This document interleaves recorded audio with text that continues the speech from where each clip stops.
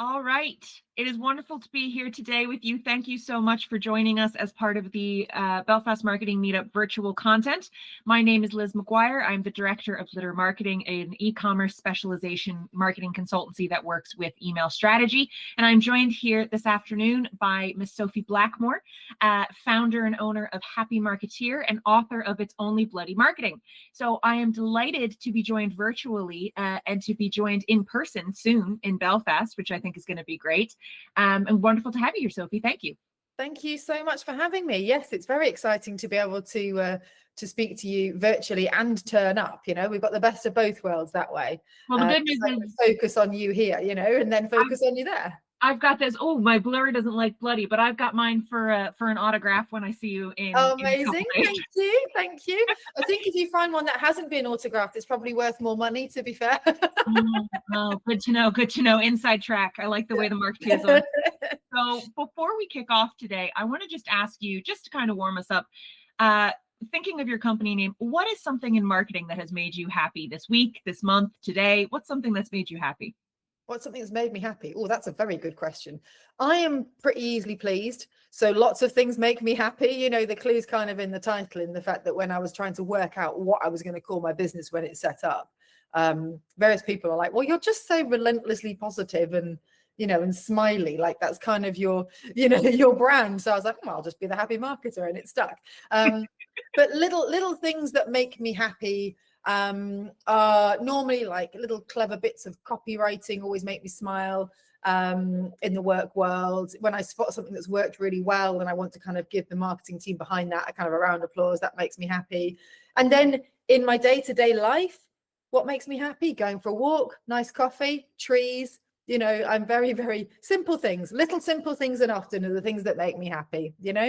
I think that's a very fair and an answer that I can relate to very well. So I understand why Trina's matched us Yes. to have this conversation today. So I simplified your bio because we could do a whole one of these sessions about the history of your work experience. But one of the things that I wanted to talk to you about is your clients that you work with. So you work with managing directors and CEOs of engineering, software, manufacturing, the sexiest of trades. So tell me a little bit about that. Yeah. All the hot stuff. So yeah, so I think probably, given that this is for a marketing audience, I think it would be more helpful to say that actually what I specialize in is probably more of a psychographic than an industry. So the industries themselves tend to be, you know, the super sexy stuff. They tend to be quite technical. So it is manufacturing, it's engineering, it's software, accountancy, you know, things like this. But it's more the person who's running the business that is the best fit for me. So they normally work in those areas because they have that particular type of brain. They approach things in a certain way. They really understand numbers, they understand processes, they understand fine details. What they don't necessarily understand is some of what might be known in their world as like the fluffier side of marketing, because they can see that some of it works, but they don't really quite understand how to approach it. And that's when they fall over. So they tend to fall into marketing activities, if they do any, that are very predictable. And obviously in the world of marketing, an awful lot of it is not very predictable. And their brain kind of has a bit of a brain fart moment at that point, because they can't quite understand how you piece that together to create what they're looking to achieve. And I seem to be particularly good at translating our world into a process or a strategy that they can follow and understand the logic of, and therefore are more likely to do and follow. And then of course, once they get the results, they go, oh, this all makes sense now, you know? So it's not necessarily the industry per se, although they do tend to work in those industries. It's more the person that particularly really likes the way I approach things. I think that really is the niche, for want of a better word. No, I think that's a great segue into talking about the book. So the book is called It's Bloody Marketing. It's very, very much along the lines of what you just talked about. So I would love to get kind of your thoughts on the audience you weren't expecting, which seems to be marketeers. So yes. sort of who you wrote the book for and the audience that's found it. So I wrote the book for the people that I work with, mainly because they're very difficult to get in front of, you know, naturally quite introverted, don't really do networking, all that jazz. And I've had some great response from that market. Yay, good. That was the whole point of it. But what I didn't expect was actually the support that I got from other marketers. And I've got a nice marketing network that I've taken a lot of time to build up as I sort of started the business, purely for my own support initially. But what I found is that so many marketers have like gone back and read this book and gone like, I kind of needed to read this myself, which I was like, really? Surely you don't need to hear anything from me. But I think my background of being either the marketer or the leader of a small team in industries where quite often the person you're reporting to doesn't have any expertise in marketing. You know, there isn't necessarily anybody you can go to kind of like bounce ideas off necessarily, although that is changing with the marketing communities that we have, which are just wonderful. But, or if you're working for yourself, you know, you're so involved in something that you do forget to take a zoom out and just go back to the basics. And I think because my book is focused on some of the basics in terms of how to make decisions and how to say no to stuff and how to maybe manage upwards occasionally or sideways within the organization if you work as part of a big business. And I think a lot of that will, of course, have been born from my own experience of like, I can't do all the things. Like, I'm only one person. Like, I'm good, but I ain't that good. You know, like there's a limit, you know. And I think that's really resonated with a lot of people in kind of like, yeah, okay, I just need to stop overthinking it a little bit and just, you know, wind back a sec. And so, yeah, I've had quite a lot of really lovely responses and kind of like, yeah, this is totally talking my language. I should have read this. Like, I know this, but you forget, right? You know what you should be doing. You know, it's like exercise or whatever. We know the things we ought to be doing. Do we actually do them? No, we don't, you know. So it's always a good reminder to have that in front of you in somebody else's voice that makes you just going to go, huh, yeah, I do know that. Hang on a minute. Let me just pause and reassess and then I'll carry on. So you're not just being a busy fool. Yeah. No, I think you mentioned there about kind of the way that marketeers tend to wear a lot of hats. And I know that the folks who are joining us online or in person or part of the Moo community, we all do that, right? So we all, you know, I specialize in email, but I get phone calls about social media twice a week or whatever it might be. And kind of, you have to, if you have the luxury of saying, you know, oh no, this is my area, or this might not be, you know, I can refer someone out this way. When I was reading the book, what I found particularly interesting, and this is kind of off the direction of where I want to go, but it's coming up, was your chapter on sort of the DIY, the hire, and the outsource.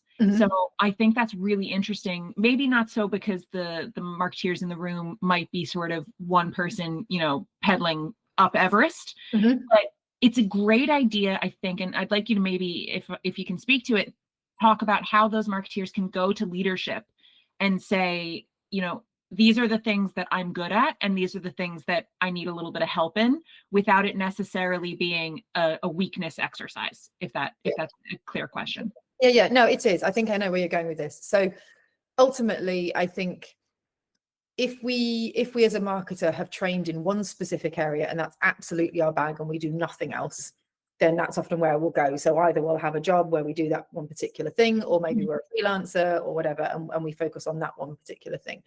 Quite an awful lot of people will follow the route where they are the person that wears all the hats, right? You know, and on the one hand, that's great, because when a company hasn't got a huge amount of resource, they can't afford to have 15 specialists necessarily that they can draw on depending on what it is they're looking for. They do need somebody who's an all-rounder. But the problem that you get with that is once you start to enjoy some elements of success, everything gets bigger, and they're going to be things that you are naturally better at and things that you are naturally not so good at. And I think we kind of tend to put the onus back on ourselves in the fact that, like, well, I just need to get better at that thing, or I just know more about that thing over there. And it's like, and I think it's particularly when you're in a position when you're reporting up to somebody, there's that worry or concern potentially that you're not performing as you should if you don't know all the things, right?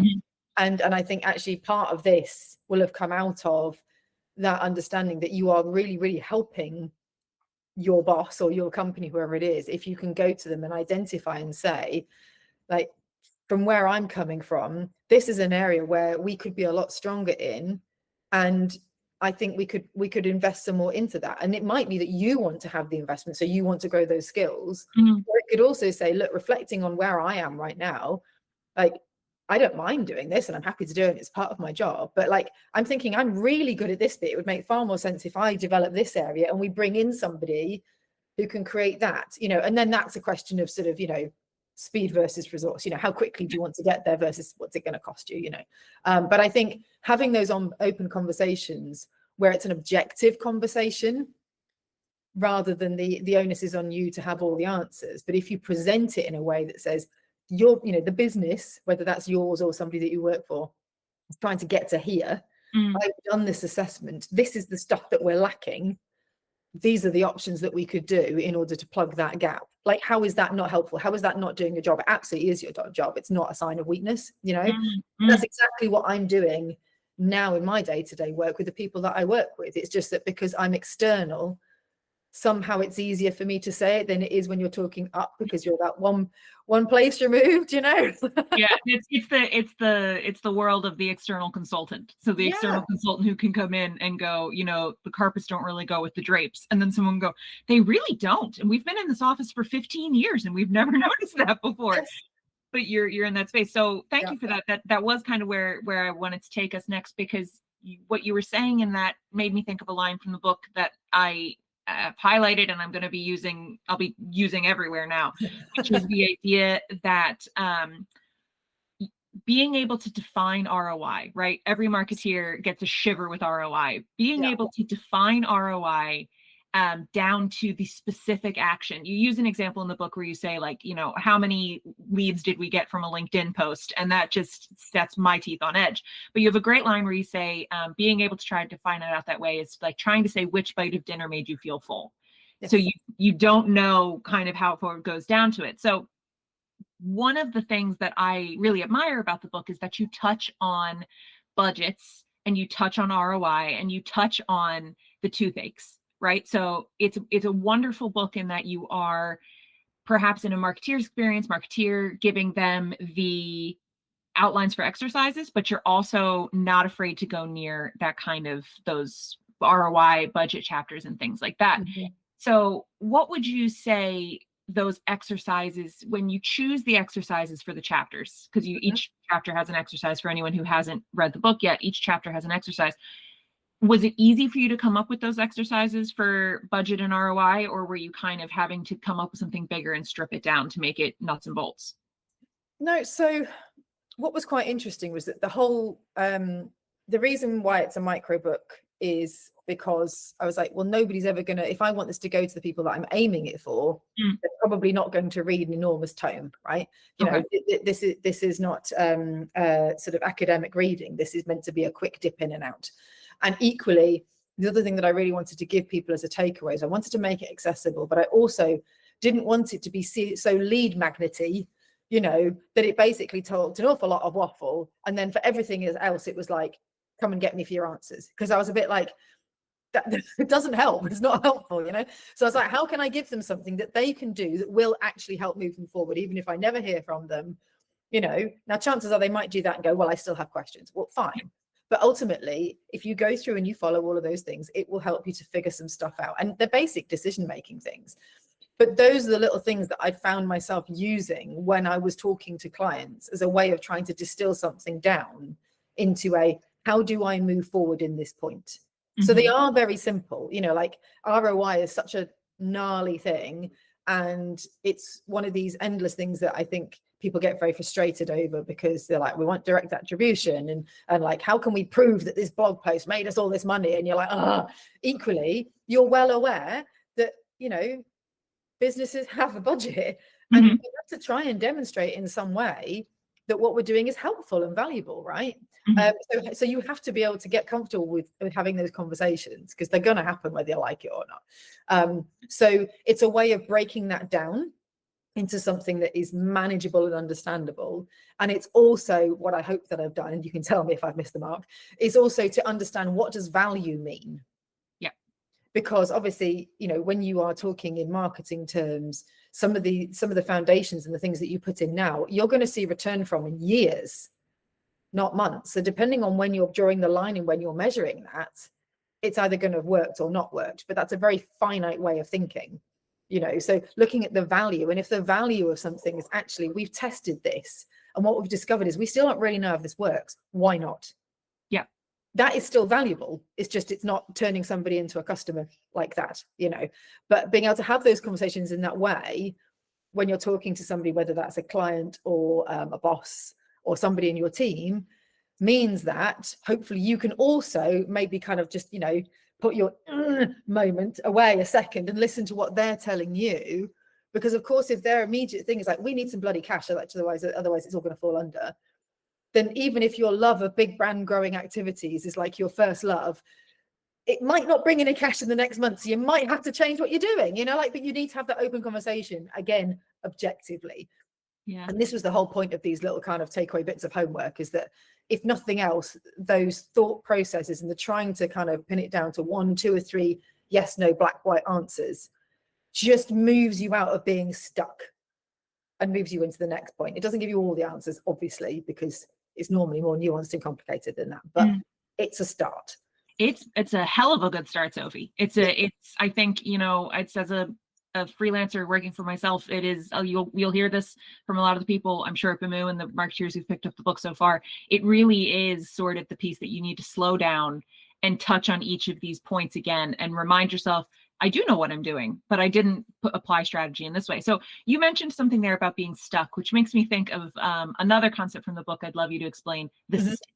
Can you tell us about the stick and what that is for people?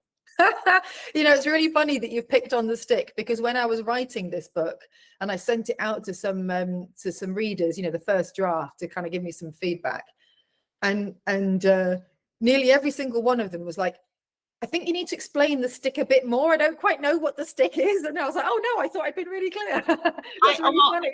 Maybe I saw a later version of it, but I immediately. No, you absolutely did. The version now is clear. But yeah, so the whole point of the stick is this, and it comes from a story with my kids. We're walking to school. My middle one, even though he's in his mid-teens now, has always been obsessed with sticks. And there was a particularly good stick that he'd seen as we were walking along this track, and he was walking along. Clearly, you can't take a massive, 5-foot stick into a school. So he'd left it behind and said, Mum, will you get it on the way home? And I forgot to get it because, I left and went and did other things.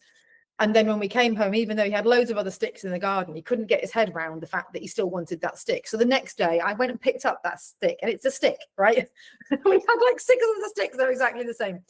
The point of the stick is that whenever anybody is looking for help, their trigger point, if you like, will be a stick. It'll be a thing in marketing. It'll be, our social media isn't very good. It'll be like, we've got the website so far, but nobody really knows what to write on the About Us page because we're all feeling a bit British and a bit self-conscious about what to write, and it's just sat there, Or it might be we've been working on a sales pack, and actually what we've realized is we don't really know what our key messages are. So we've got all the prices, we've got loads of pictures, and it's missing something. There'll be something that fits somewhere in the marketing mix, which is the stick. And while strategically that might not be the one thing that's suddenly going to make you, $1 million, as a human, unless you go and get that stick, all you can do is think about the stick. Yeah. Right. So this is, and again, in the sort of the way of momentum and getting unstuck, I'm like, just go and get the bloody stick then. Like, go get it, get the stick, be happy with the stick, go, yay, a stick. And then 2 days later, you won't care about the stick because it will have gone, you will have dealt with it. And that's the getting unstuck sort of scenario of whatever the thing is, provided it's not about to use your entire marketing budget for the year, or, it's a really silly thing. But if you're hooked on something, if you're stuck on something, if it's getting in your way, get rid of it. And if that means do it in a way that's maybe not super perfect, but it's done, get it done. Because then that frees up your mind to then maybe look back and go, do you know what? If only I'd thought about this element of the strategy, that probably could have been better. But the point is you've moved forward and it's out the way, and until you can go get that stick, it will always keep popping up. It'll be in the peripheral vision somehow, and it will slow you down. So I'm like, just do it, get it done, get it out the way, and then you can get unstuck. It's sort of, it's the same thing as sort of being like, you can spend a week and a half not folding the laundry. And then when you fold the laundry, suddenly everything feels better. Yeah. And it's sort of hinging on this one arbitrary thing. Yeah, exactly. And I think that's why, sometimes as marketers in particular, like, find me a marketer who's absolutely nailing their own marketing. It's like a busman's holiday, right? We overthink everything because it's ours and it's personal to us, and we know all this stuff, and we tend to really overcomplicate it. And when it comes to whatever it is that's in your brain, rather than keep tripping over it. You know, just either decide that you're done with it, or do something with it. It won't be perfect, but it will have moved you forward, and that's the key point. It's if you're traveling, you can change direction far easier than you can if you're stood still, right? So just get some movement first. Yeah. Well, a lot of things come to mind. One, I can tell that you definitely wrote this book, because I feel like I'm listening to the audiobook of it, and I just hear you like, well, that's good. At least it's authentic. oh, it's very authentic. And then kind of another thing that comes to mind when I was reading and I thought about the stick was, I just sort of, this is my interpretation of it, I just pictured a dog trying to come in through the door with the big stick, and he just keeps hitting the door frame because he can't put it down. Yeah. I saw a wonderful little sausage dog the other day, and this sausage dog had got a stick, and I kid you not, it must have been about 6 feet wide. And he was going down the path, and everybody was having to move, you know, and the owner was like, sorry, because he was just like, stick. Like, he was so proud of this stick. But yeah, it was a bit of an encumbrance. No, that's so I'm conscious here. I want to bring in one of the exercises, or just kind of explain the exercise maybe at the end for people to have one of the taste of the takeaways to do. But one of the things that I want to ask you about is sort of why you chose to write the book. So you talked about wanting to write it as a lead gen tool, but is it something that your mission is to help marketeers cut through this piece? Is it something that you see yourself writing more, maybe a longer version of the book? And you have a great line that I want to pull into this question, which maybe we've already covered, but might be a good summary for the session, which is that inaction is a choice. And I think you've been hitting on that point really nicely in the question. So you've written the book, and if you could say something to a marketeer who's listening to this and sort of wondering, you know, do I need to read this? Is it just another marketing book? Which I can tell you it is not. It is absolutely not. It is a really valuable piece. What would you say to them? So what would I say to them about whether or not they should read the book? No, more so sort of because I know they're going to read the book, because I'm going to put a copy in everybody's hand at Bamoo. Don't worry about that. You've got me guaranteed. But what would you say to them about why it's beneficial? Okay, so I think it's beneficial. The reason that I wrote it, apart from the obvious, I want to, you know, try and get more of the people I want to work with and that side of things, you know. Yeah. So apart from that side, the main reason why I wanted to do it was, you touched on it earlier, in the fact that, you know, when you go back to something that's not necessarily written in this way, but something that just kind of strikes a chord with you, particularly as a marketer, you kind of go, I do know what I'm doing. Yeah. Like, I do know this, you know, why am I questioning myself? And that was part of what I wanted to distill down into this, is that, and that's why it's called It's Only Bloody Marketing. Yeah. Because I'm like, on one level, marketing's really complicated, and it's really hard, and there's so many things, and it's changing all the time, and there's hundreds of tools coming out a day, and it's, you know, change, go, you know, it can be overwhelming. Yeah. But it's also only bloody marketing. Like, to do something well, that's simple, that you've thought through, that you've mapped out, this is what I'm doing, this is why I'm doing it, you know, this is my best guess based on, let's hope, some evidence and a bit of research, but this is my instinct, and I've really thought through what I'm doing and why I'm doing it. So just do it, you know. And then when you've done it, you'll have learned something, and then you'll review it, and then you'll do it again. And that's all marketing is, every time, over and over and over and over again. And I think we just forget that. We get so tied up in knots that we're like, you know, in 3 or 4 months' time, it probably would have changed. I'll probably read this book and myself in a few years and think, well, you know, but maybe wouldn't have said that way or whatever. But ultimately, the fundamentals of, you know, mapping out a marketing strategy haven't changed for, you know, almost 100 years even. So it's like, just go back to the basics, take a step back, trust yourself, trust the self that you've got to do it. That's the piece I wanted to get to. So a lot of what Bamoo is, and what a lot of the community is, I've attended 2 now, this will be my 3rd. It is marketeers sitting in a room because they are sometimes the only one shoveling the coal, and they are the only one, and they don't have that affirmation. And what you've done with It's Only Bloody Marketing is you've given them the confidence to step into that. Yeah. So kind of just to bring us into the end, I know it's a silly question to ask an author, why should someone read the book? But I think you classically nailed it on the head there. I want to talk a little bit about your exercise from chapter 7 about the to-do list. Yes. So can you walk us through that maybe and sort of the 3 categories and the function of that? Because I think it's useful as a solopreneur marketeer, as a freelancer, or as somebody who's going into, you know, a place that they're opening the door and the back room is on fire and they're expected to put it out. Or as you outlined several times in the sort of the structure of the book, you might be the managing director who's also doing the marketing, and you're sort of entering this world where you feel like you have to be everywhere and do everything. So can you introduce us to the exercise and sort of some tips for people who might want to try it at home? Yeah. Okay. So chapter 7 in the book is called Strategy, which I'm particularly proud of. When I got that, I was like, Sophie and I will be friends. Most of the things I put in this book, to be fair, were just to make me laugh. I wasn't really that bothered if anybody else found it funny. I am. But like, if it made me chuckle, I was like, it's going in. Life's too short not to have a bit of fun. So the action that you're talking about here is my 3-list system. Mm-hmm. The 3-list system is deceptively simple, but it works. And the first one is the not to-do list. The second one is the to-do list. And the third one is the not yet list, right? Because we have a gazillion things that we have to do. And part of the fatigue that we get in trying to just keep pushing through all of these things half the time is that we're still deciding whether or not what decision we're going to make about each thing. Mm-hmm. Not that we have to do it necessarily, whether we should do it, how we're going to do it, when we're going to do it. We're still thinking about all of those things. And so you keep coming back to it over and over again, right? So what I've done is I've kind of put together a framework of saying, right, there's some that are very much, these are not going to move us forward.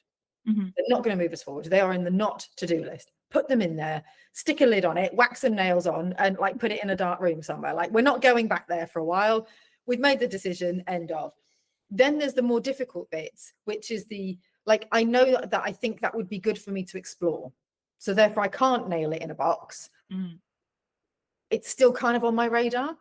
And that's when you kind of then have to do the, right, let's make the decision about the things that are easy enough for me to do. And I say easy, I mean relative ease. Can I do it? Can I pay somebody else to do it? Is it something I need to learn? Is it something I can do quickly? You know, how easy with all the resources you have is it for you to do that? And what sort of impact do you think that's going to have? You know, so it could be, I'm going to brand up a bus and stick it outside somebody's, you know, building that basically says, come to us for this thing. But if you don't have $5,000 to brand the bus, effective, yes, but pretty difficult, right? So that would potentially go in the not yet list. It's a good idea, but I can't action it right now. So this is how I do, and I get people to write them down into a sort of a bit of a column. You know, column 1 is your marketing and your tactics and your channels and things. And then in the second column, you put, this is how effective out of 10 I think it's going to be. And then in the third column, you do, this is how effective, so how easy it's going to be for me to do it, right? And then you literally just add those numbers up. And what you will find is that there are some that are much higher. They're the ones that you go at first. And then there'll be some that will be further down the list. They're still worth doing, but you can't do them all. And it just helps you to separate out the things that you're going to get, you know, the best return on, talking about your return on investment. Yeah. In the easiest way, because there may be 2 or 3 of those that actually, once you've done those, you've moved them out of the way, they are no longer a stick, you know, and then you can start attacking your not yet list. But until you've done them, they're still there, you know. Yeah. So this is the whole point of it, is it's just a sort of a very simple framework that on the one hand you'd go, well, you know, you can't possibly make it that simple. It's too intricate. It's too nuanced. And it's like, well, yeah, it is. But as a very basic starting point, you'll find you're going, actually, that idea, much as I think it's brilliant, I don't even have the first clue about where to go. And I haven't even done this one, which I know is like a basic, and I haven't fixed it. I better go do the basic first, and I'll come back to my not yet list in 3 months' time, 6 months' time, you know. It's hugely helpful, right? Because I think for the listeners and the readers, it applies to both working for yourself. It applies to being sort of in a maybe a 3 or 6 month retainer relationship, or it applies to being the in-house, because you can take that structure to leadership and say, this is the hour I want you to tell me every idea that you have. And we're going to put it into these 3 categories. And I'm going to show you in a visual way where it falls. Because I think a lot of the time people think, you know, there's the joke that marketing is the coloring in department. A lot of time people just think it's, you know, is much simpler than it is. So if you can take some of those tips and put them into practice. So I'm conscious that we've had our time, our half hour together. Yeah. I will ask folks, I will ask you to share where folks can connect with you best. And then I'll wrap us up. Perfect. Just to add in there, by the way, that's a very, very effective way of being able to say to a boss, no, but nicely. That's what I was getting to. Yeah, it's a good way of. I had an old boss that used to do Post-it notes, and we would all brain dump onto Post-it notes, and he would move the definitely no's off to like the very far side of the wall, and he would be like, "That's a next year project," and everyone was like, "Good," because you get hurt anyway. You're not saying no, but yeah, sorry, I digress. Yeah, so where you can find me. So the best place to find me is LinkedIn. If you look up Sophie Blackmore or Happy Marketer, there's a company page, but I'm pretty active as me. So come find me on LinkedIn. If you want to find out more about the book, if you go to itsonlybloody.marketing.co.uk, it's got links to where you can buy it. You can sign up to the email newsletter that I sent out once a week. That links you to LinkedIn and all the rest of it. So most of the stuff that you would need would be on there. And of course, if you're coming in person, then I will be there and you can come and stalk me in real life. I really look forward to, we've had a couple chats. It's been a real pleasure to be with you this morning. It is so fun, I think, what you're doing, because you are giving a voice to marketeers that they really need to hear. And for anybody out there, the marketeer versus marketeer debate that we've had here, we've had two different pronunciations of marketeer going on. That's my Americanness. Yeah, well, I'm marketer, but I don't really mind. It's like if people call me Sophie or Soph, I'm not bothered. It's still me. Like, it's fine. It's just one of those little things. So it's been such a pleasure. Thank you so much, Sophie. Thank you to Bamu for asking me along to have this chat. And I look forward to seeing you in a couple weeks. Excellent. Thank you so much, Liz. Speak to you soon.